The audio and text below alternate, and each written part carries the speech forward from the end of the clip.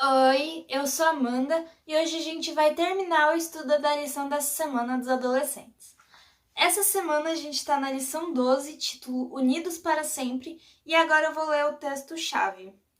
Depois de terem comido, Jesus perguntou a Simão Pedro: Simão, filho de João, você me ama mais do que estes outros me amam? Ele respondeu: Sim, o Senhor sabe que eu o amo.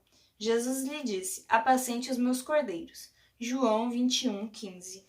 Jesus ele valorizou a união, e essa também era uma questão muito importante para os discípulos. Eles queriam e precisavam estar unidos. Pedro ele ansiava fazer parte novamente do grupo e voltar a ser mais uma vez respeitado.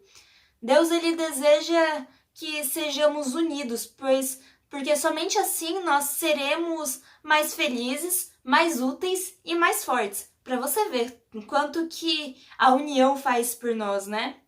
E pertencer a um grupo é muito importante em muitos níveis da experiência humana. Pertencer a uma família espiritual é uma parte essencial do nosso crescimento espiritual.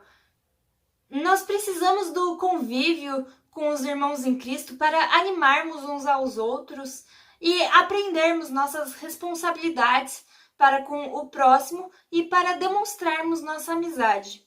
Ao nos,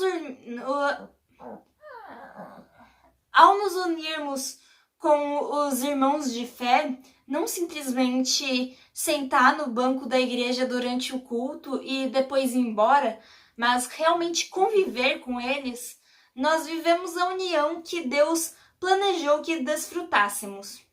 E pode ser que, assim como Pedro, nós precisemos nos desculpar dos erros do passado, ou talvez, assim como Tomé, nós precisamos escolher acreditar em vez de desconfiar.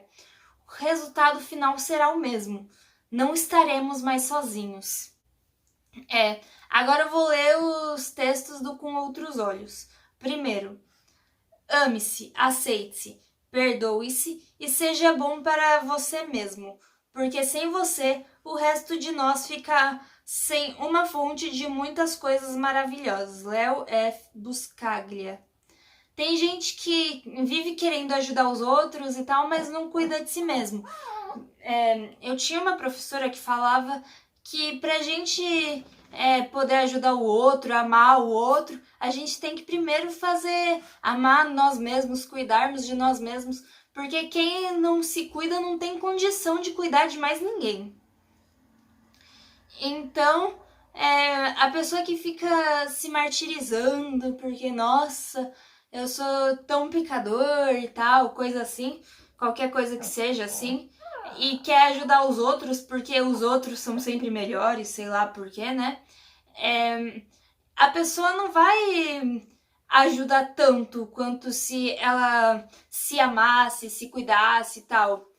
Porque ela não pode cuidar do outro se não consegue nem cuidar de si, né?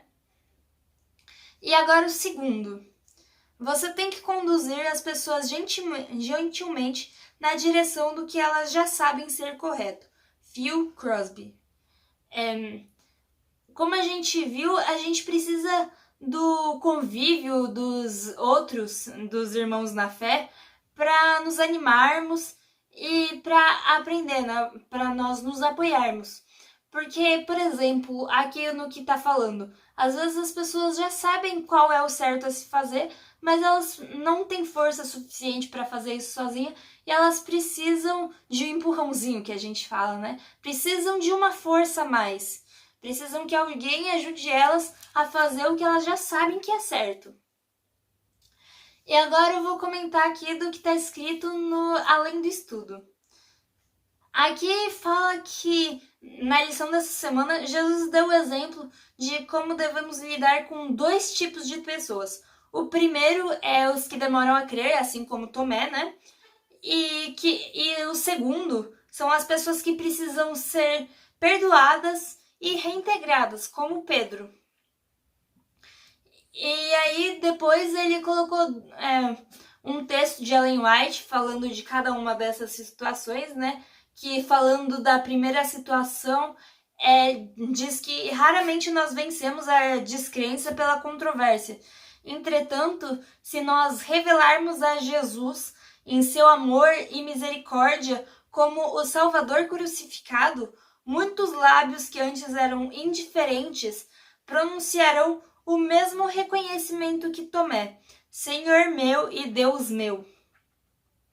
E aí o segundo texto falando do segundo tipo de pessoa, né? Que diz que os pecados secretos eles devem ser confessados em segredo a Deus, mas os pecados cometidos em aberto eles requerem uma confissão aberta. E por causa de sua humilhação e arrependimento, Pedro estava mais preparado do que antes para atuar como pastor do rebanho. E a gente tem que ser como Jesus, a gente tem que ser misericordioso como Jesus.